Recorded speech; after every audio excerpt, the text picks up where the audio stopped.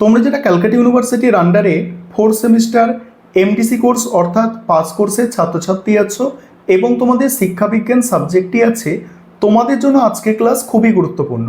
আজকের ক্লাসে তোমাদের CC5 পেপার অর্থাৎ হিস্ট্রি অফ এডুকেশান এই পেপারের শেষ মুহূর্তের সাজেশান নিয়ে আলোচনা করব এবং তোমরা এই যে CC5 পেপার যে সিলেবাসের উপর পরীক্ষা দিতে চলেছ, অলরেডি অনার্সের ছাত্রছাত্রীরা 19 তারিখে অর্থাৎ 19শে আগস্ট তাদের DSSC 6 পেপারে পরীক্ষা হয়ে গিয়েছে এই সিলেবাসের ওপরে। এবং তোমাদের সঙ্গে আমি অনার্সের কোয়েশ্চেন পেপারটা শেয়ার করে নেব এবং তারপরে সেই কোয়েশ্চেন পেপার বিশ্লেষণ করে তোমাদের বলে দেব যে তোমাদের জন্য কোনগুলো 10 নম্বর এবং 5 নম্বরের মোস্ট ইম্পর্টেন্ট এবং পরীক্ষায় আসতে পারে। তাহলে সম্পূর্ণ সাজেশনটা আমি স্ক্রিন রেকর্ডের মাধ্যমে আলোচনা করছি, তোমরা ভালো করে বুঝে নাও। এবং তোমরা যারা ইংলিশ ভার্সনের স্টুডেন্ট আছো তোমরাও আজকে ক্লাসটা দেখবে, কারণ সাজেশনটা বাংলায় তো থাকছেই, তার সঙ্গে সঙ্গে ইংলিশেও থাকছে। তাহলে ভালো করে তোমরা সাজেশনটা দেখে নাও এবং অনার্সের প্রশ্নপত্রটাও দেখো। প্রথমে তোমরা অনার্সের প্রশ্নপত্রটা দেখো, তারপর তোমাদের আমি সাজেশনটা নিয়ে আলোচনায় আসছি। দেখো, অনার্সে যে প্রশ্নগুলো বড় প্রশ্ন অর্থাৎ 10 নম্বরে এসে গিয়েছে, তোমাদের এগুলো আর 10 নম্বরে আসার সম্ভাবনা নেই বললেই চলে, কম আছে। আর এই প্রশ্ন বাদ দিয়ে তোমরা অন্য প্রশ্নগুলো 10 নম্বরের করবে। তবে এই প্রশ্নগুলো তোমরা 5 নম্বরের জন্য ভালো করে দেখবে, যেমন বৈদিক শিক্ষার বৈশিষ্ট্য, ইসলামিক শিক্ষার বৈশিষ্ট্য উদ্দেশ্য, শ্রীরামপুর ত্রয়ী, ঠিক আছে। এগুলো তোমাদের 5 নম্বর প্রশ্ন হিসাবে দেখতে হবে, 10 নম্বরের আর এগুলো দেখার দরকার নেই। এবং অনার্সে যেগুলো 5 নম্বরে এসেছে, যেমন ব্রাহ্মণ্য শিক্ষার লক্ষ্য বা ব্রাহ্মণ্য শিক্ষার বৈশিষ্ট্য, এটা তোমরা কিন্তু 10-এ দেখবে। এবং বাকি প্রশ্নগুলো তোমরা দেখতে পাচ্ছ যে কোনগুলো 5 নম্বরে এসেছে। আর 2 নম্বরের প্রশ্নগুলো একটু দেখে নাও, 2 নম্বরের প্রশ্নগুলো কোন প্রশ্নগুলো এসেছে। আর তোমাদের যা সাজেশন আমি দিয়েছি সেখানেও তোমরা অনেকগুলোই প্রশ্ন দেখতে পাচ্ছ যে 2 নম্বরের প্রশ্ন হিসাবে এসে গিয়েছে।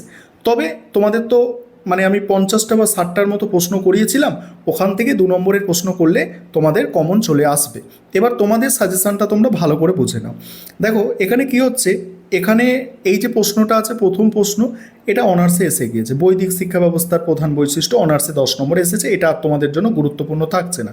তোমাদের জন্য এখানে সবথেকে গুরুত্বপূর্ণ 2টি প্রশ্ন থাকছে, সেটা হচ্ছে এই প্রশ্নটা 2-এর দাগের, ব্রাহ্মণ্য ও বৌদ্ধ শিক্ষা ব্যবস্থার তুলনামূলক আলোচনা, এবং আরেকটি হচ্ছে এই 4 নম্বর প্রশ্ন যেটা আছে ব্রাহ্মণ্য শিক্ষা ব্যবস্থার বৈশিষ্ট্য।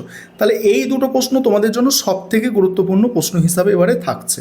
এবং ইসলামিক শিক্ষা ব্যবস্থার বৈশিষ্ট্য, এটাও তো তোমাদের যারা অনার্সে পরীক্ষা দিয়েছে তাদের এসে গিয়েছে, ঠিক আছে। তাহলে এই দুটো প্রশ্ন তোমাদের সবথেকে গুরুত্বপূর্ণ, এটা মাথায় রেখো, ঠিক আছে। এবারে 2 নম্বর ইউনিটে যদি 10 নম্বরের প্রশ্ন দেখো, সেখানে উডের ডেসপ্যাচ ভালো করে করবে। উডের ডেসপ্যাচে শিক্ষা সংক্রান্ত সুপারিশগুলি আলোচনা করো, এটিকে কি ভারতীয় শিক্ষার ম্যাগনা কার্টা আখ্যা দেওয়া যায়, খুব ভালো করে এটা দেখবে। তারপরে হচ্ছে প্রাচ্য পাশ্চাত্য শিক্ষার দ্বন্দ্ব বলতে কী বোঝো, এবং তার সঙ্গেই আছে মেকলে মিনিট বা প্রস্তাবের তাৎপর্য আলোচনা করো। এই প্রশ্নটা 5-এ এসেছে অনার্সে, তোমরা 10 নম্বরে ভালো করে তৈরি করবে। তারপর দেখো, তারপরে হান্টার কমিশন, হান্টার কমিশনের প্রাথমিক ও মাধ্যমিক শিক্ষা সংক্রান্ত সুপারিশ, এটা 10-এ দেখতে হবে। এবং একটি প্রশ্ন তোমরা এই দুটো প্রশ্ন একটু এক্সট্রা হিসাবে দেখে রাখলে ভালো, যে স্যাটলার কমিশন কেন গঠিত হয়েছিল, আর বিশ্ববিদ্যালয় শিক্ষায় এই কমিশনের সুপারিশগুলি আলোচনা করো। তারপরে আছে বুনিয়াদী শিক্ষা ব্যবস্থা কে প্রবর্তন করেন, আর এই শিক্ষার প্রধান বৈশিষ্ট্যগুলি আলোচনা করো। এবারে 3 নম্বর ইউনিট, 3 নম্বর ইউনিট থেকে দেখতে হবে সাম্যের জন্য শিক্ষা বিষয়ে জাতীয় শিক্ষানীতি 1986-র সুপারিশ, এটা সবথেকে গুরুত্বপূর্ণ এখান থেকে। তারপরে এখানে দ্বিতীয় গুরুত্বপূর্ণ হচ্ছে জাতীয় শিক্ষানীতি 2020, এখানে দেখো জাতীয় শিক্ষানীতি 1986, আর তারপর হচ্ছে জাতীয় শিক্ষানীতি 2020-তে উল্লেখিত সংস্কারের ক্ষেত্রগুলি সংক্ষেপে বর্ণনা করো। এটা অনার্সে 5 নম্বরে এসেছে, তোমাদের জন্য 10 নম্বরে গুরুত্বপূর্ণ থাকছে। গ্রামীণ বিশ্ববিদ্যালয়, টপ মোস্ট ইম্পর্টেন্ট প্রশ্ন তোমাদের জন্য, গ্রামীণ বিশ্ববিদ্যালয় সংক্রান্ত রাধাকৃষ্ণন কমিশনের সুপারিশ আলোচনা করো। মোস্ট ইম্পর্টেন্ট প্রশ্ন, খুব ভালো করে তোমাদের দেখতে হবে। এই একটি প্রশ্ন দেখছো, মুদালিয়া কমিশনের প্রস্তাবিত মাধ্যমিক শিক্ষার উদ্দেশ্য কাঠামো, এটা 5 নম্বরে অনার্সে এসেছে, তোমরা এটা 10 নম্বরের জন্য দেখবে। প্রথম 4টে প্রশ্ন তোমরা দেখবে, এবং এই কোঠারি কমিশনটা তোমরা একটু সাপোর্ট হিসাবে, এক্সট্রা প্রশ্ন হিসাবে তোমরা মোটামুটিভাবে দেখে রাখতে পারো, যে কোঠারি কমিশনের প্রাথমিক ও মাধ্যমিক শিক্ষা বিষয়ক সুপারিশগুলি বিশ্লেষণ করো। এবার 5 নম্বরের প্রশ্ন কি দেখবে, 5 নম্বরের এই প্রথম প্রশ্ন বৈদিক বৈদিক শিক্ষা ব্যবস্থার বৈশিষ্ট্য সবথেকে গুরুত্বপূর্ণ, এটা অনার্সে 10-এ এসেছে, তাই তোমাদের 5-এ আসার সম্ভাবনা সব থেকে বেশি থাকছে। তারপর গুরুকুল বলতে কি বোঝো, গুরুকুলের শিক্ষক ছাত্র সম্পর্ক কেমন, এটা ভালো করে দেখতে হবে তোমাদের। ইসলামিক শিক্ষা ব্যবস্থার বৈশিষ্ট্য, এটা অনার্সে 10-এ এসেছে, তোমাদের 5-এ খুব ভালো করে দেখতে হবে। এই 3টে প্রশ্ন 5 নম্বরের ইউনিট 1 থেকে ভালো করে তোমরা দেখে নাও, ঠিক আছে? আর এটা একটু দেখে যেতে পারো, ঠিক আছে? তারপরে ইউনিট 2 থেকে 5 নম্বরের কী প্রশ্ন দেখবে? 5 নম্বরের প্রশ্ন 1813 সালের সনদ আইন, এটা অনার্সে 5 নম্বরে এসে গিয়েছে, তোমাদের আর আসবে বলে মনে হয় না, এটা তোমাদের দেখার অতটা ভালো দরকার নেই, তবে যারা পড়ে রেখেছো তো পড়ে রেখেছো। লর্ড কার্জনের মাধ্যমিক শিক্ষানীতির সংক্ষিপ্ত আলোচনা ভালো করে দেখবে 5-এর জন্য।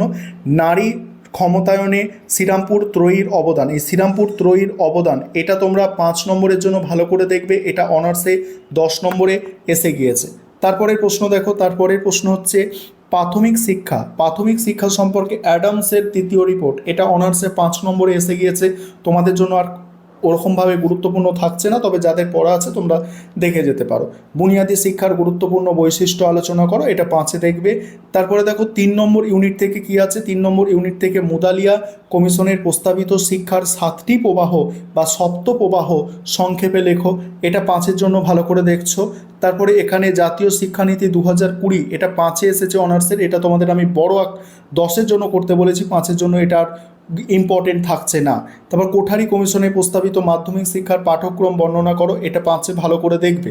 তারপরে এখানে আছে একটা প্রশ্ন পিওএ, এটা খুব খুব ভালো করে তোমরা 5 নম্বরের জন্য করবে, এটা আসার সম্ভাবনা অনেক বেশি 5-এ, এটা তোমরা দেখেছো অনার্সে 2 নম্বরে দিয়েছে, এটা তোমাদের 5 নম্বরে আসার সম্ভাবনা অনেক অনেক বেশি। তারপর হচ্ছে রাধাকৃষ্ণ কমিশনে গ্রামীণ বিদ্যালয় সংক্রান্ত সুপারিশগুলির সংক্ষেপে আলোচনা করো, এটা বড় প্রশ্ন হিসাবে তোমাদের আমি দিয়েছি 10-এর, 5-এর জন্যও তোমরা এটা দেখে যাবে। এই ছিল তোমাদের টোটাল সাজেশন, পরীক্ষা দাও, আশা করি তোমাদের পরীক্ষা ভালো হবে।